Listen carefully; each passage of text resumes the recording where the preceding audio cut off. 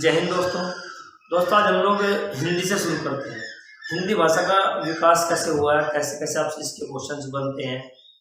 एक आध क्वेश्चन में इसके ऑब्जेक्टिव टाइप बनते रहते हैं एग्जाम में, तो सारे बेसिक से क्वेश्चन पर आज हम लोग चर्चा करने वाले हैं।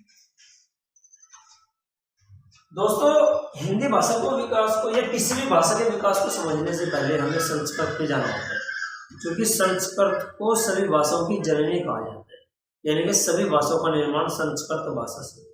बहुत ताकतवर भाषा रही है संस्कृत, तो सबसे पहले संस्कृत के बारे में पढ़ना पड़ेगा। संस्कृत भाषा के कुछ अन्य नाम भी हैं। वैसे जैसे ये आपकी वैदिक युग की एक महत्वपूर्ण भाषा रही है। ये कभी जब इतिहास पढ़ाऊंगा आपको तब बताऊंगा। आर्यों का जो समय था उस समय आपका वैदिक युग के समय कोई संस्कृत भाषा का समय माना गया है, बाद में चर्चा करेंगे। संस्कृत भाषा के कुछ अन्य नाम। संस्कृत को देव भाषा के रूप में भी जाना जाता है। हम इसको मातृभाषा के रूप में भी जानते हैं। इसको क्लासिकल भाषा के रूप में भी जाना जाता है। इसको उन्नत भाषा के रूप में भी जाना जाता है और इसे सभी भाषाओं की जननी भी कहा जाता है। क्वेश्चन आपसे पूछ सकता है कि उन्नत भाषा के रूप में किस भाषा को जाना जाता है या क्लासिकल भाषा के रूप में किस भाषा को जाना जाता है। तो आप लोग इन ऑब्जेक्टिव के लिए तैयार है। इन सभी भाषाओं के रूप में अन्य नाम देव भाषा है, मातृभाषा है, क्लासिकल भाषा है, उन्नत भाषा है और सभी भाषाओं की जननी किसको बोला जाता है? संस्कृत को बोला जाता है। एक क्वेश्चन और बनता है कि भाषा किस धातु से मिलकर के बनी? तो भाषा का जो निर्माण हुआ है वो भाष धातु से मिलकर के बना हुआ है। इस क्वेश्चन का आप लोग ध्यान रखना। क्वेश्चन यहाँ कई बार क्वेश्चन पूछा हुआ है और स्टूडेंट हमेशा गलती करते हैं। भाष तो इसके नीचे हरन लगा, तो भाषा भाष धातु से मिलकर के बनी। क्वेश्चन बनता है कि भाषा क्या होती है? तो हम कह सकते हैं कि विचारों एवं भावों को प्रकट करना ही भाषा का। अब कोई भी व्यक्ति अपने विचारों या भाव को तीन तरह से प्रकट कर सकते हैं। एक मौखिक आधार पर, एक आपका लिखित आधार पर, एक आपका सांकेतिक आधार। आपको मैं बोल करके चीज अगर समझा रहा हूं तो ये मौखिक आधार हुआ। आपको अगर मैं लिख करके चीजें समझा रहा हूँ तो ये लिखित आधार हुआ। और अगर आपको मैं संकेत करके कोई चीजें समझा रहा हूँ तो आपकी सांकेतिक भाषा। इस भाषा का प्रयोग आजकल सोशल मीडिया पे बहुत ज्यादा हो रहा है। जैसे फेसबुक, व्हाट्सएप पे हम इम्प्रेस करते हैं, ऐसे करते हैं, लाइक करते हैं, सारी चीजें आपकी सांकेतिक भाषा में। अब कैसे हिंदी तक हम पहुंचे हैं, कैसे संस्कृत से शुरुआत हुई थी और संस्कृत से लेकर के आज तक हम आधुनिक हिंदी तक हम कैसे आप पहुंचे हैं, इनके बारे में चर्चा। दोस्तों, संस्कृत भाषा को मैंने आपको बताया सभी भाषाओं की जननी कहा जाता है। यही वहीं से आपकी शुरुआत हुई थी, क्योंकि वैदिक युग से पहले आपकी हड़प्पा सभ्यता थी, वहां पे कोई ऐसी भाषा नहीं थी जिसको पढ़ा गया। और उसमें तो इतिहास का पोर्शन है, बाद में चर्चा। संस्कृत भाषा का समय आपका 1500 ईसा पूर्व से लेकर के 500 ईसा पूर्व तक माना गया। लगभग दोस्तों यही समय आपका वैदिक युग का माना जाता है। 1500 ईसा पूर्व से लेकर के 600 ईसा पूर्व तक। वैदिक युग आपका दो भागों में है। उन दोनों भागों को संस्कृत का समय माना गया है, वैदिक युग और आपका उत्तर वैदिक। तो 1500 ईसा पूर्व से लेकर के 500 ईसा पूर्व तक संस्कृत भाषा का समय माना गया। इसके बाद पाली भाषा का निर्माण हुआ, पाली भाषा का विकास हुआ। पाली भाषा का जो समय माना जाता है 500 ईसा पूर्व से लेकर के प्रथम ईस्वी तक माना जाता है। 500 ईसा पूर्व से लेकर के प्रथम ईस्वी तक माना जाता है। फिर प्राकृत भाषा का एक तरह से विकास बढ़ता है आगे। ये प्रथम ईस्वी से लेकर के 500 ईस्वी तक प्राकृत भाषा का एक विकास चला है। इसके बाद अपभ्रंश में चले जाते हैं। 500 ईस्वी से लेकर के 800 ईस्वी तक आपका अपभ्रंश भाषा के रूप में विकास होता हुआ चलता है। इसके बाद एक अवहट का विकास होता है। 800 से लेकर के 1100 ईस्वी तक अवहट का विकास हुआ है। अलग अलग विद्वानों के अनुसार थोड़ा यहाँ करके समय थोड़ा चेंज हो सकता है, लेकिन क्वेश्चन आपसे ज्यादा ऐसे नहीं पूछे जाते, क्वेश्चन यही से पूछे। और 1100 ईस्वी से लेकर के और अब तक हिंदी का विकास।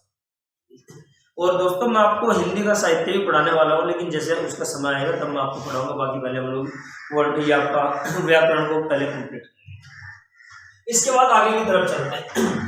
30 मई 1826 ईस्वी को एक अखबार जो साप्ताहिक समाचार पत्र था उसका संपादन हुआ, जिसका नाम था उदंडमातर नाम का एक साप्ताहिक समाचार पत्र आया और इसके संपादक पंडित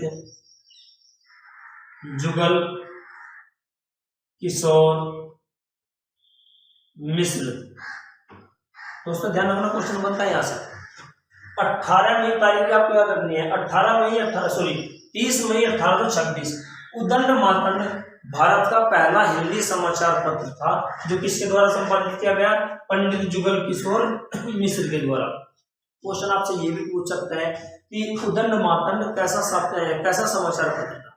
दैनिक, मासिक और साप्ताहिक या आपका वार्षिक? तो एक्चुअल आंसर आपका क्या है? साप्ताहिक समाचार, ये क्वेश्चन। और 30 मई को यहीं से नोट कर लीजिएगा, इसी दिन से हमने एक दिवस मनाना शुरू कर दिया था। 30 मई को वर्तमान में मनाया जाता है हिंदी पत्रकारिता दिवस।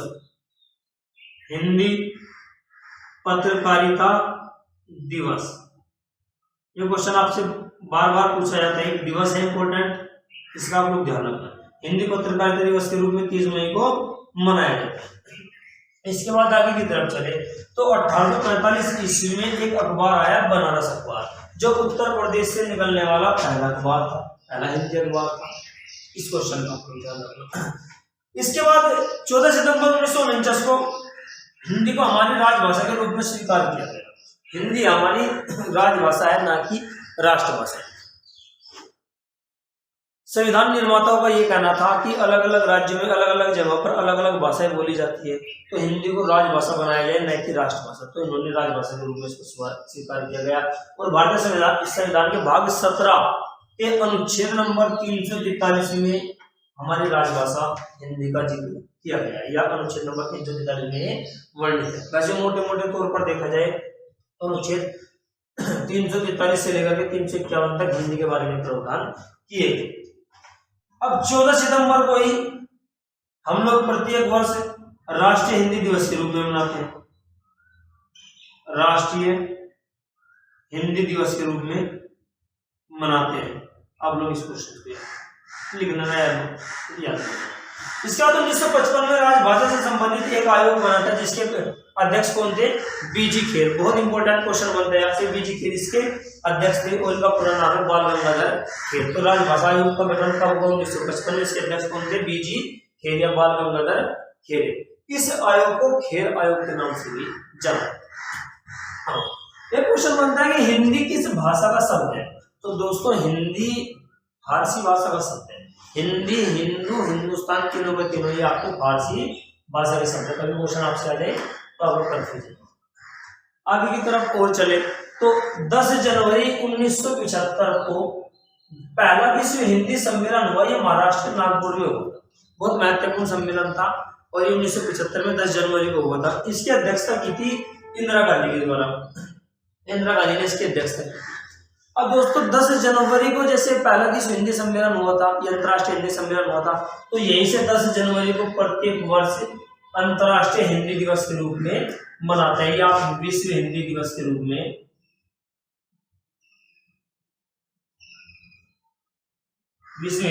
रूप में मनाया जाता है। बहुत महत्वपूर्ण दिवस है, और बार बार क्वेश्चन आपके एग्जाम में पूछा जाता है। दोस्तों 3 दिवस का हमने जिक्र किया, 30 मई, 14 सितंबर और एक आपका 10 जनवरी। 14 सितंबर राष्ट्रीय हिंदी दिवस, 10 जनवरी विश्व हिंदी दिवस, और 30 मई राष्ट्रीय पत्रकारिता दिवस या हिंदी पत्रकारिता दिवस। ऐसे क्वेश्चन बनते हैं।